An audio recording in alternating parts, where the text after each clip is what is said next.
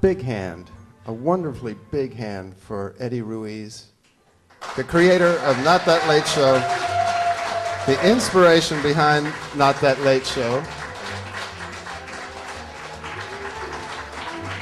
supplier of all the great music.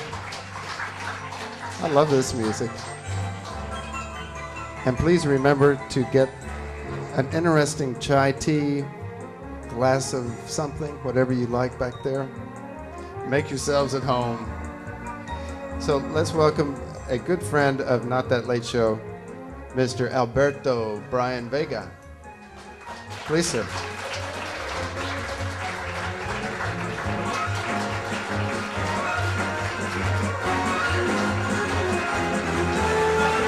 As preference. Jump on the microphone or go with you? Shall I read first? Yeah, okay. Hello, everybody. So what do you feel like reciting tonight? I feel like reciting. I've just been for a short run, so I might just start with what I always start with because it's kind of safest for me. First thing I wrote, little introduction. When I wrote it down, finally it was called Flash. I'll see if anybody picks up on as to why later. And a couple new pieces, just little fragments, I think. Good. Just kind of flesh out little, little fragments. Okay. You feel I good? do. You feel relaxed? I feel good and relaxed now. Everybody looks really, really nice. That's always really nice. Well, that's good. Just make this your home. Go ahead. Let's hear some nice new poems, all right? Here you go.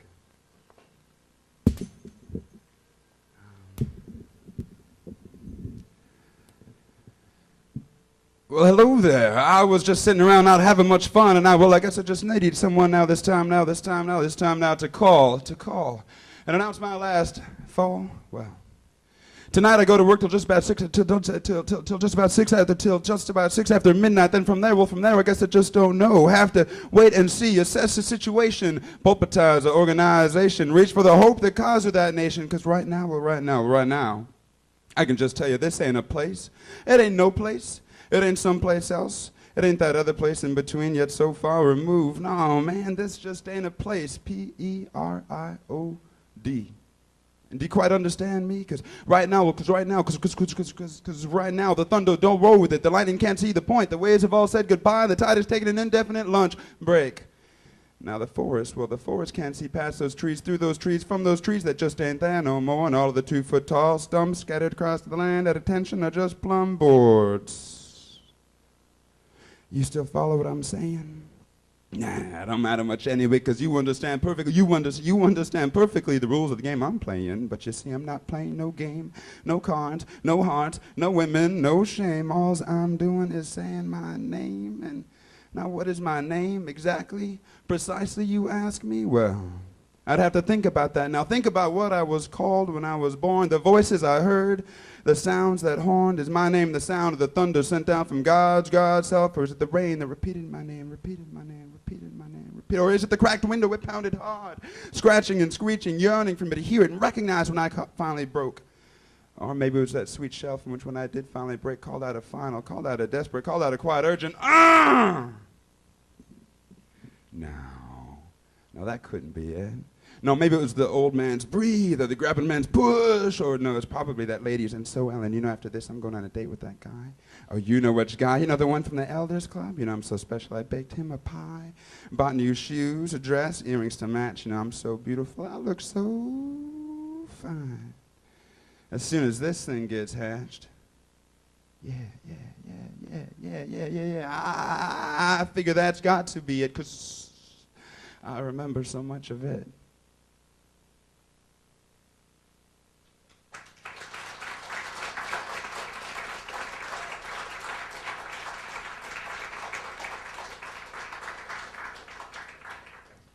These are smaller, more underdeveloped fragments.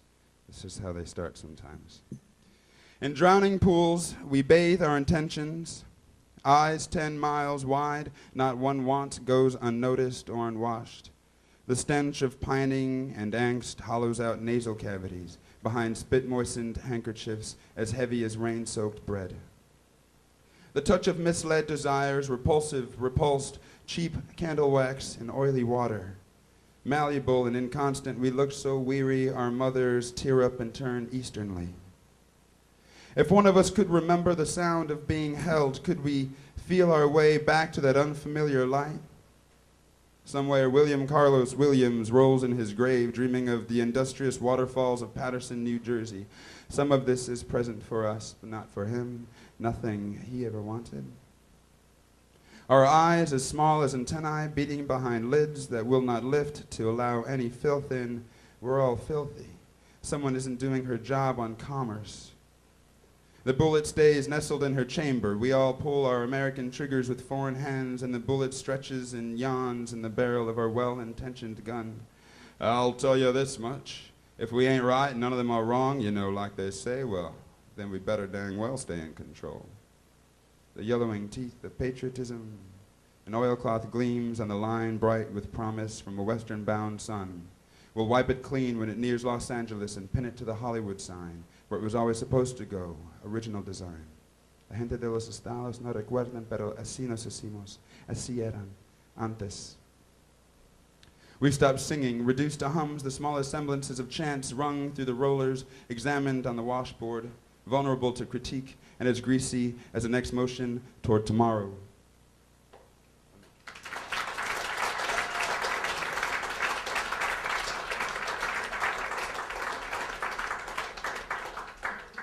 I think I'm just going to do one more. And this is more a, and sometimes little short stories start off as these little shorter things, as problematic as they are. This is a treat. I kind of never do this. He saunters across the living room to the window for a cigarette. She hands him one, forgets about keeping the smoke outside the way the former he always insisted she do and never seemed satisfied with. She forgets to keep the smoke out, and so does he. This new he. He's hers. All hers. She tries to think about something outside this vision of a man warm just standing before her, cigarette in hand and her reflection in his eyes from behind the occasional cloud of smoke. She wants to own the space, not the man. She's grown tired of owning men, and instead, well, this is her time. She wants it to remain hers, not his, not theirs. Hers. Hers alone, and she's alone with this man looking at her, gauging his chances of getting a little closer, and still she wonders about him.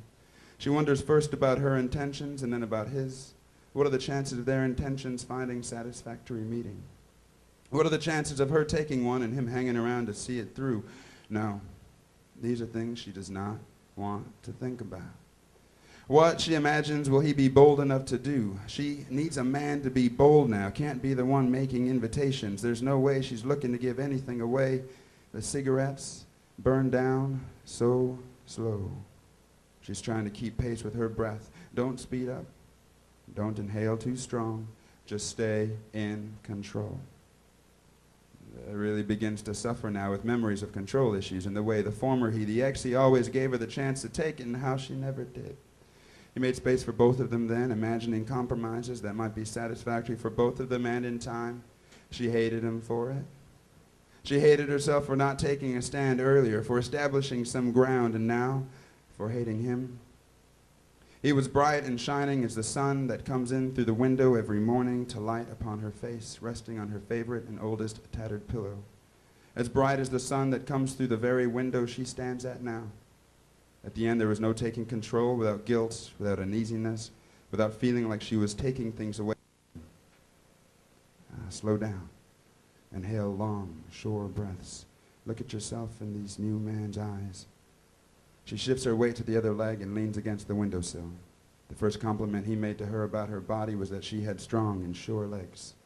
She closes her eyes for one last long, deep drag and exhales right across the living room rug. Then, without measure or circumstance, she takes the cigarette, holds it between her thumb and ringed forefinger, and puts the butt out right and squarely in his eye.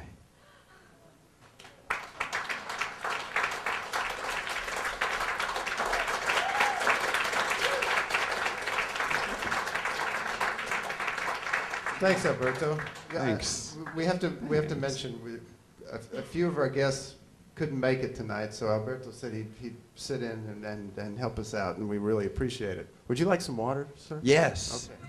Okay. But it's not all that. Just to watch you reach like that, though, is the reason I'm not.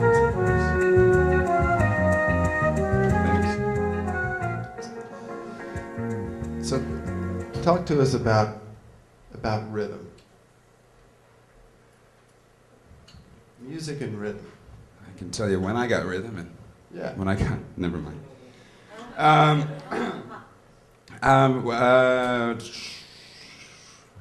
Rhythm is still something I'm playing with. Uh-huh. That is, the poems, especially the ones committed to memory, are always still changing somewhat, and not the words don't change.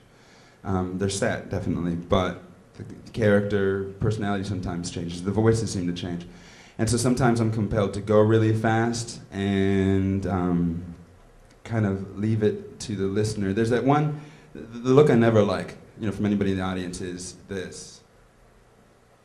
It's not a look, but that movement, that kind of, I'm sitting back and I'm kind of not as invested, and it doesn't mean that they're not listening, but it's harder where sometimes even just to speed things up, only to have them do that, is something to where they may not catch as much if I'm going really fast, but I mean, on one listen, a lot of people walk away saying I didn't catch as much anyway, and so they pull something, and I find when I go through things really fast, a lot more people come up to me and they say, well, what was this one about? Because I caught this, and that, but I wanted to put it together. Then when I go slow, and then I get, well, I wish I just had it in front of me. Okay. So it's a little bit of your own natural, just your pace, and then a desire to create additional energy.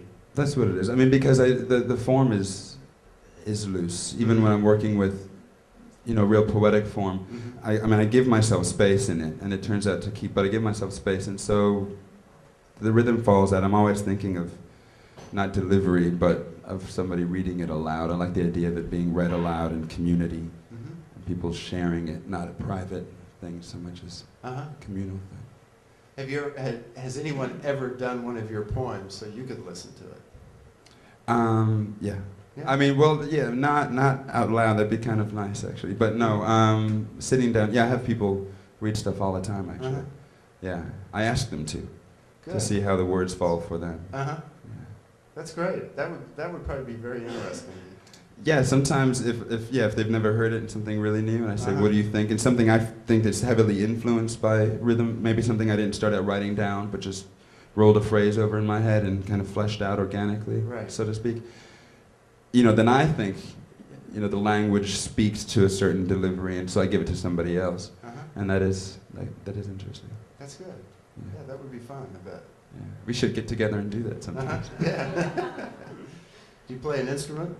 I can fool around on the conga sometimes and fool around on the guitar, and I play around on some instruments, Okay. yeah, but I don't. I'll show you one of my songs, and you can play one of my songs, and I'll do one of your poems. Okay. Yeah. I love it, man. I love collaborating actually with musicians. That's always the most fun. Good. Yeah. That's great. So, any plans for yourself coming up in any way? Actually, I've got. I think it's Deep Ellum Arts Festival. That is on the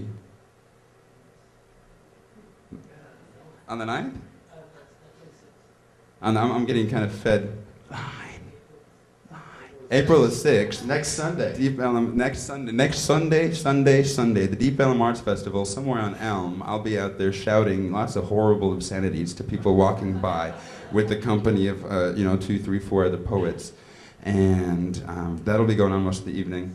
And that is first, and then April 9th at the MAC, there are 3 other poets. I've been invited by Writers Garrett to Excellent. celebrating poetry, the month for poetry. Excellent. Yeah, so at the MAC. That deserves a big old applause. Yeah,